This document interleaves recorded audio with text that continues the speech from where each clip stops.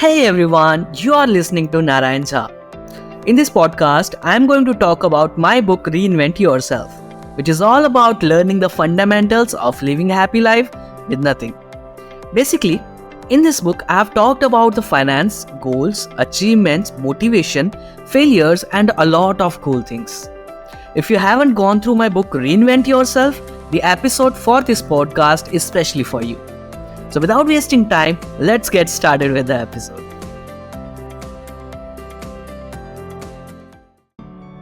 In this episode, I am going to talk about the chapter 8.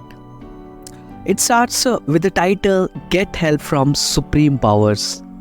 In this whole universe, we all are surrounded by the supreme power. It's a kind of energy that works as a cover for all types of flora and fauna. Some people believe in this power, some don't.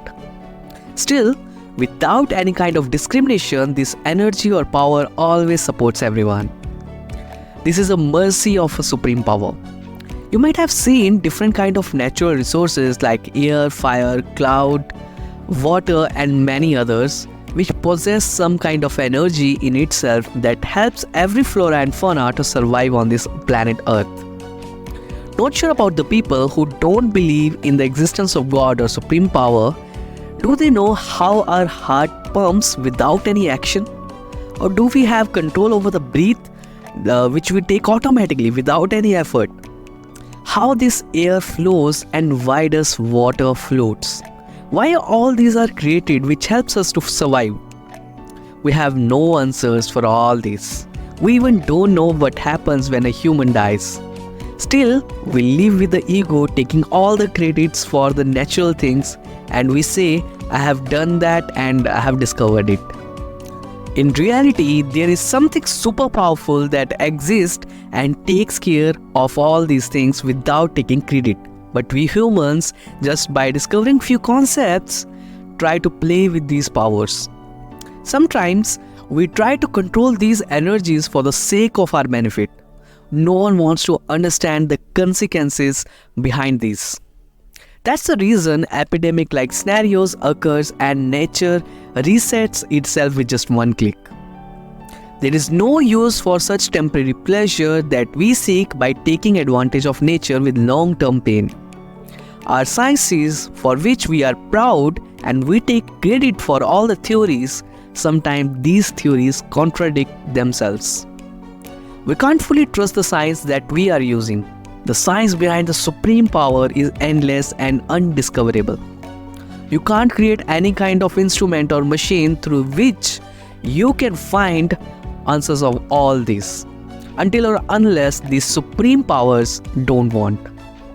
It's still just an approximate number that there are 200 billion galaxies discovered by scientists. You can imagine the number of stars and planets which might exist in these separate galaxies. It's that huge even we can't think.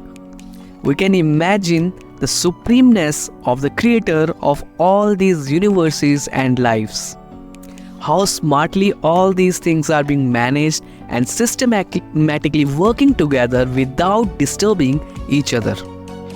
We can call it the God's smartest automation system that humans are just replicating and feeling happy. The reality is we can't create anything like supreme powers have created. There are few tools that help us to get connected with the supreme powers. Meditation and chanting. This work really great to establish the connection between the supreme powers. Meditation has several benefits as well. It gives you the good mental health, and when we do chanting, it actually produces good vibrations, which work as a positive power that encourages us to connect ourselves with the supreme power. In every country or every state, there are different ways of doing meditation and doing the chanting.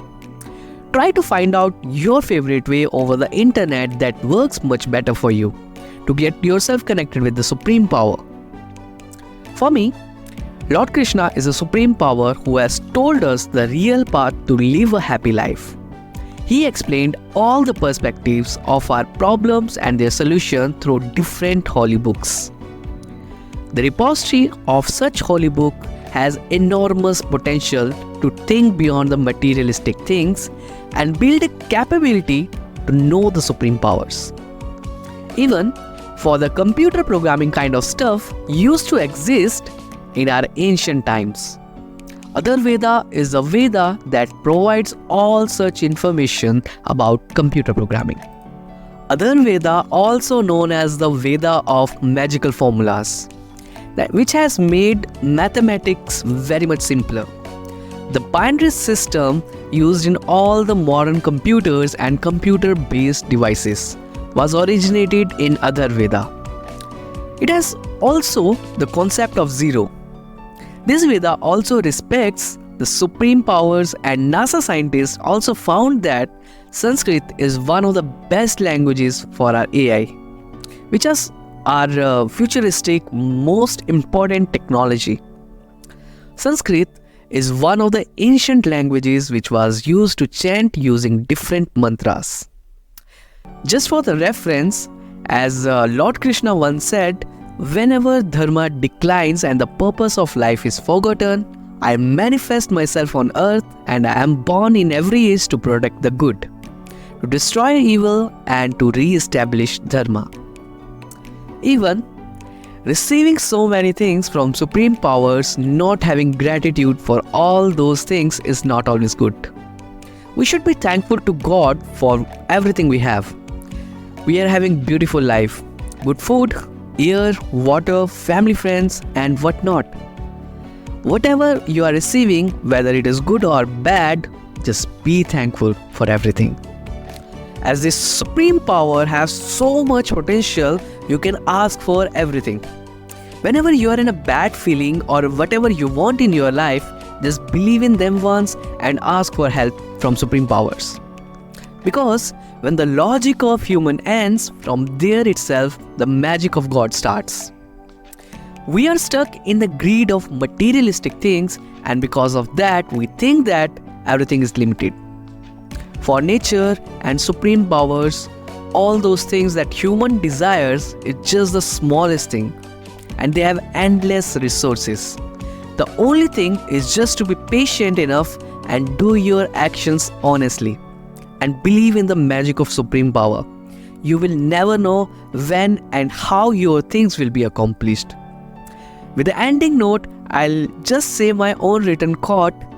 It's true, there is no God in stones. But yes, the stone helps you to remind that God is everywhere. It's time to end this episode now. Thank you so much for listening. We'll meet you in the next episode. Till then, goodbye.